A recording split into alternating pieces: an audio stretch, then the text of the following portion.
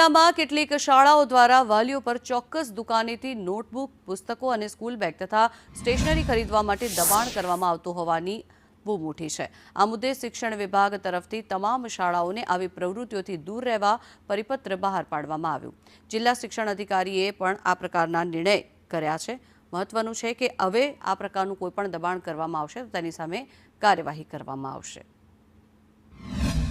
તાજેતરમાં ખાનગી શાળાઓમાં જે વિદ્યાર્થીઓ પાસેથી પ્રિન્ટેડ નોટબુકો અને પુસ્તકો ખરીદવા માટે ફોર્સ કરવામાં આવે છે, ચોક્કસ દુકાનેથી સ્ટેશનરી ખરીદવા માટે ફોર્સ કરવામાં આવે છે અથવા તો શાળામાંથી જ ખરીદી કરવા અંગે ફોર્સ કરવામાં આવે છે।